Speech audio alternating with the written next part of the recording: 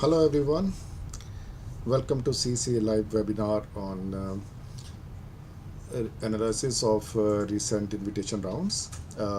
Myself Harmeet Saini, a CC registered migration agent. In today's webinar, I'm going to discuss what happened in the previous invitation round across the various states of Australia. Uh, I will analyze data from various states one by one and also uh, give the prediction for the upcoming uh, invitations if going to happen and how many seats left and how many seats are already been invited. Uh, and it is already going to the end of the financial year, just 2 months left. So, uh, what is the basically the quotas, what is left and how much is already been consumed. So we're going to discuss one by one everything in this webinar. So let's start with, let me upload some slides for you first.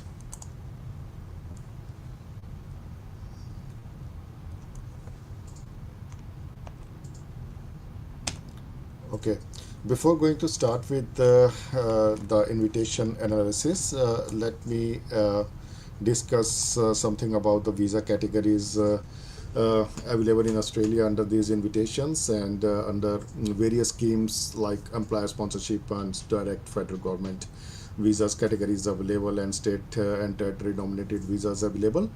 So first of all, what I'm going to discuss in this webinar is quite important, the state and territory nomination visas. So major visas categories under this nomination criteria is subclass 190 and subclass 491. Subclass 190 is a permanent visa and subclass 491 is the regional provisional visa which is granted for 5 years and also leading to pathway for the permanent residency in terms of subclass 191 visa in future after 3 years. And as the name suggests, this is a state nominated visas, both of these subclass 190 and 491, and purely the point based and also state dependent, need to fulfill the state nomination criteria and also need invitation from the government to apply for this visa. You can't apply this visa directly. Second category is the employer sponsor visa. The main subclasses under this visa subclass are basically the subclass 407, 482, 186 and 494, out of which 186 is the permanent visa and 482, 494 as the temporary visas granted for certain time for 1 year to 4 years depending upon the employer sponsorship. And the last one is the subclass 407, which is the training visa, and this is again a employer sponsored visa. So all of these visas categories you don't need to depend upon the state nomination, but it is employer sponsored visa, so you must have the employer who going to sponsor you for these visa subclasses. And the third category is skilled independent visa, which is subclass 189. It is a pure point based visa and there is no state or employer dependency on this visa subclass. So it is directly invited by the Department of Home Affairs, and when you got the invitation for this visa, you get the permanent residency straight away without any restrictions of employer sponsorship or any state nomination. So this is the best visa, of course, across all other visas categories. So now come to the main points, the state nomination, which is the main topic of this webinar for today. And this state nomination, first of all, I'm going to discuss what is the basic core criteria for the state nomination. So each state have their own particular rules and criteria for nomination. So every state receive an annual allocation for subclass 190 and subclass 491 visa from the federal government each year. So applicant first lodge expression of interest from the skill set, and each state has their own nomination rules, occupation list and eligibility criteria. So invitation are issued in rounds and you cannot apply directly for these visas unless you are invited to do so. State nominations are highly competitive and can close early once quotas are reached, because each state has particular number of seats in each financial year. So when they reach the limit, they close the further nomination. State prioritized candidate who already living, studying, and working in their particular state. But this time we have seen that state like Western Australia invited some candidate from the outer states as well. Uh, but this time, so majority of the state gave priority to the people who living in their states, and also particularly most of invitation goes to the onshore clients, onshore candidates, uh, compared to the offshore one. If I compare the percentage ratio, so 80% of invitation issued to the onshore applicants, about 20% issued for the offshore, which is quite less compared to the previous financial years. Now, federal planning. So, how many seats were allocated for this financial year for 2025-2026? So, a permanent place for total permanent places for visas categories was 185,000, out of which 132,200 were for skill streams, which is approximately 70% of the uh, total permanent places. And territory nominated regional, that was about 3,300. So I can give you the exact data from the um, government website. Let me have a look. uh, yes, so this is the exact data published by Department of Home Affairs.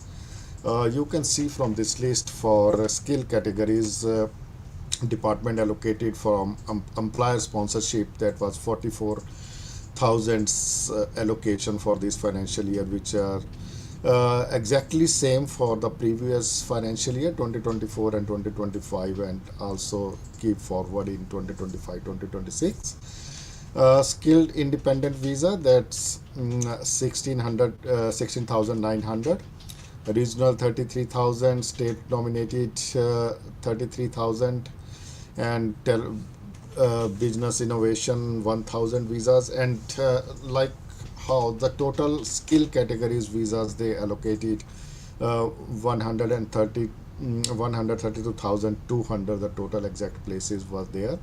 They were allocated for this financial year, which is exactly the same for last financial year, but slightly less than 2023-2024 program, which was 137,100, about 5,000 seats were more allocated in 2024 and 2025. But there was not major difference in skill categories. In family categories, it was again similar from 2023 to 2026. So it was in 2023 it was 40,500, and remains same in 24 and in 25-26 financial year program as well. Parent visa 8,500, child visa 3,000, other family visas 500. And so total migration program, including family and skill visas, if we can see from these statistics, 132,200 plus family visas. So altogether, total allocation was 185,000. So which is the exact data from the Department of Home Affairs. Now come to the state nomination. So in this financial year, so various states and territories were allocated quotas for subclass 190 and 491. If we talk about ACT, so they get 800 seats for each visa subclass for 190 and subclass 491. So majority of seats for 190 was allocated to Victoria, which was 2,700, and the majority of seats allocated for 491 was for New South Wales, which was 1,500. So but in Victoria, the seat allocated for 491 was only 700 for this financial year, which was quite less, one third of the seat allocated for 190. So similarly, Western Australia, they granted 2,000 seats for 190 and 1,400 for subclass 491. So that's how the seats were allocated across the various states by the Department of Home Affairs. And if we see the invitation round for this financial year for visa subclass 189, if you can see in the August invitation round, they invited about 7,000 seats, exactly the 687, and in November they invited 10,000 seats. Similarly, for under family sponsored categories 491, 150 they invited in August and 300 invited in November. So if we calculate all this data, so you can see this the total seat allocation for skill category, skill independent visa was 16,900. So which is already been filled for this financial year from November and August. So thus all seats are filled. So there are no chances to have another 189 invitation round or even 491 family sponsorship round. So now if we come to the state and territory nomination, according to us, this data is up to 31st of March 2026, which was published by the department. But they conducted some invitation rounds across the various states in April, and 1st of May conducted in Victoria as well. So from this round we can see that these are the seat allocations shown on these slides. We can see that in New South Wales 1,332 for 190 and 1,031 for 491 were already been allocated.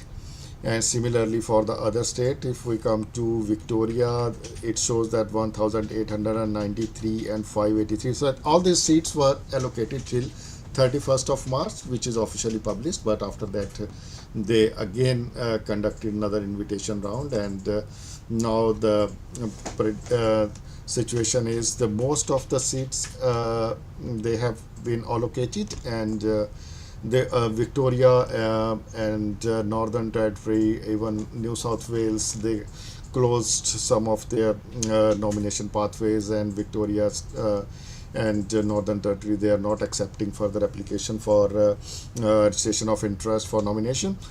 And it means they already have enough application in hand, and majority of seats they already been filled, and now the only few quota is left, probably about 10 to 15%, and they're going to fulfill from the existing application in hand.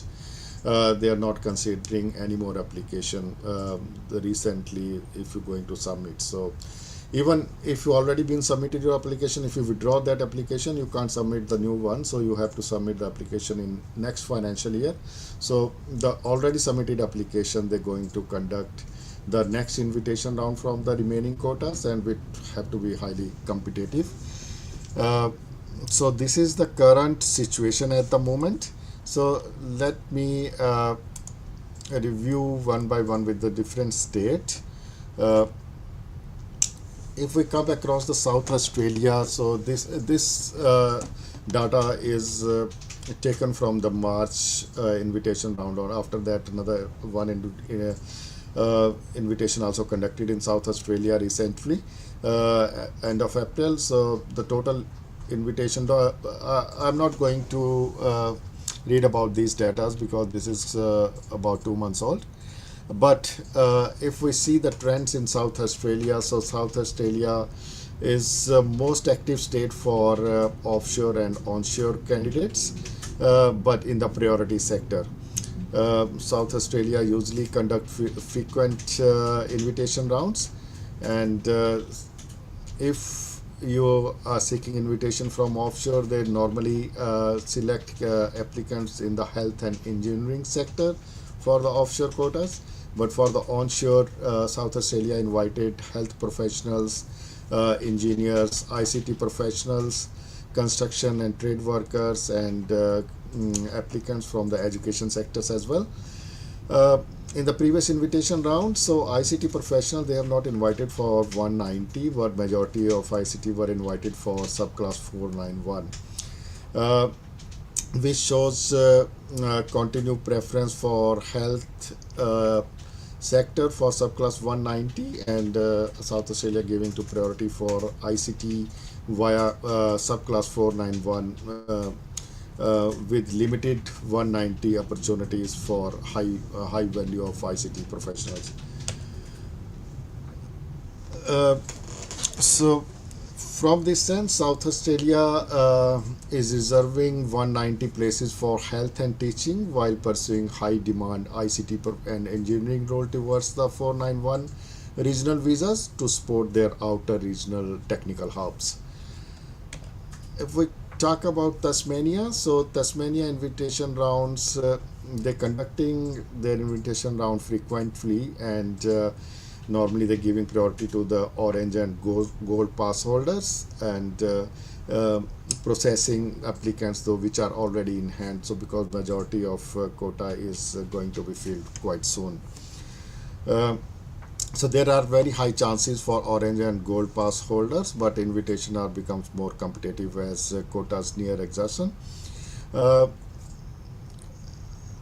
Usually in Tasmania, the strong employer support now is quite critical, and if you have long-term employment, so that is also prioritized in Tasmania state. On the other hand, in Victoria, the primary factor is the skill employment plus salary. It is quite important in Victoria nowadays, we have seen for this financial year. The major priority sectors are health and education, renewable energy, and digital economy in terms of cybersecurity and artificial intelligence. So, candidates earning approximately above 95,000 in Melbourne are seeking 190 invites, even with the modest point score of 85 to 90. So, if you are about on these points in Victoria, 85 to 90, and you earning more than 90,000, then there are strong chances to get the invitation from Victoria. uh, under Underemployment, that reduces the invite probability. In terms of 491, so Victoria already allocated quite less places for subclass 491, which was only 700 for this year. So Victoria mainly targeting regional skill employment. If you work in regional hub like Geelong, Ballarat, Bendigo, or any other regional suburbs of Victoria, the 491 is being processed in the record time. Uh, we have seen some application which are processed especially from the regional area within 4 weeks. So regional employment is now one of the fastest pathway to nomination in Victoria, but the seats are quite limited. That is one of the drawback. New South Wales. New South Wales usually conduct monthly invitation round, and uh, in till now up to May 2026. So New South Wales already utilized a significant portion of their seats allocation, and we can say that near about 85% of seats are already been filled. New South Wales strictly followed a priority skill list. They have their own skill list, and high points 85 plus or 90 plus are still required for general occupation, and strict priority occupation filterings are carried out by New South Wales government, New South Wales state. There are three pathways under 491 visa categories in New South Wales. Pathway 1, so that focused on those already employed in regional area for more than at 6 months, and pathway 3 for those who finished study in the regional area within the last 24 months. But these pathways were open for quite less times and even closed within a day when the windows was opened. So this pathway is still not available at the moment. So pathway 2 is still available, but pathway through, as I said, the most majority of seats already been filled, but now state government giving invitation the for the application they already in hand. So pathway to the direct invitation remains limited and is not the primary pathway you have to consider. So it's better if you eligible for some another pathway as well, you should look about even for 190. If you eligible for, you can go ahead with that one as well. The pathway one is very strongest uh, criteria to get nomination from New South Wales, but the seats are quite limited and quickly close this whenever this window is open. There is no as such announcement from the government, so whenever it we will publish accordingly on our webinar or on our publicity page, Facebook page or Instagrams. Next come to Australian Capital Territory, Canberra. So their nomination process is quite different. They uses their own Canberra metrics for the state nomination. And on previous invitation round, we have seen that they have given more priorities on cyber security and infrastructure policies role. And for subclass 190, the metric score was around 100 points. They invited, and but this metric score fluctuate weekly depending upon the occupation in demand and Canberra employment. On the other hand, if we talk about Western Australia, the Western Australia is quite focused on construction workers. Western Australia prioritized Schedule 1 occupation in health sector and Schedule 2 occupation in construction sector. So Western Australia has introduced even incentive for to attract construction and trade workers in their state. They invited trade workers from who are living working in Western Australia state, from offshore and even from other state of Australia as well. Uh, so now after analyzing all these states, what's happened and what's going to be in future, so the trend analysis is the basically is the salary threshold. So across all state we have seen a shift towards point to salary in this financial year. Uh, for example, the government wants to ensure migrants are economically productive, so that's why they're giving higher priority to the salary. The higher salary you are getting, so more chances of getting the invitation. So the impact of this criteria is the candidate with for example, if 85 points and earning 100k or more is more likely to be invited than a candidate who's sitting on 95 points but is underemployed. So higher the salary, even your points are lower, but you getting the higher salary, there are more chances to get the invitation for you, even if you are on 85 points but other candidate who is working in some other occupation or even similar occupation but less salary, even he has 95 points, more point than you, but you have the priority, more chances to get the invitation. So that's how we can say that salary is the key threshold across the states in the coming financial year as well. The candidate about, as already discussed, onshore versus onshore. So majority of the state like Victoria, New South Wales, Canberra are prioritizing those who already in Australia and already living in their states to reduce housing pressure from the new arrivals. So that's why the majority of the state invited majority candidates from offshore compared to the onshore applicants.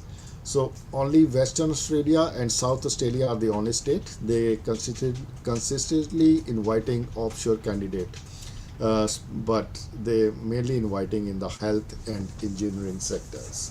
All other states they're giving more priority to the onshore applicants. So in the coming 2 months, because it is nearly the end of financial year, so what to expect is many states like New South Wales, Queensland, Victoria, they will relies on their leftover applications, about 10 to 50% of their quota. So they're going to select applicants from those applications. They are not considering new application now. And possibly cleanup round may occur before June, depending upon the remaining seats across the various states. But of course the competition would be very high. So if you are from these main occupation, for example, early childhood teachers, register nurse, construction project manager, social worker, quality surveyors, or a trade workers, if you falls under this category, there are still chances to get the invitation before 30th of June. Because these occupations are highly prioritized on most of the states of Australia. Now, what to do? My advice for you is you must update your EOIs, ensure your salary and year of experience are accurate to the day. Secondly, regional ROIs, if you are onshore and struggling with one subclass 190 invitation, so look at 491 pathway in New South Wales and South Australia immediately. So there are still chances to get the invitation there under 491 categories. And if you have proficient English, sit the test again for superior English and try to increase your points. And in next financial year, so those 10 points are the difference between the invite and the wait. So more you have superior English, you're getting more salary, you're working in a nominated occupation, more chances to get the invitation. And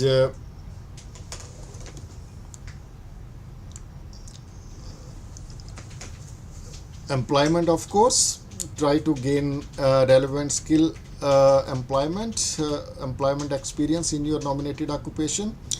And main advice is target 491 if you are not getting 190 invitation yet. So that pathway is not so bad. So think about your points, how many points you are. So either take advice from the migration agent. If you lost your own, but still it's better to check with the migration agent.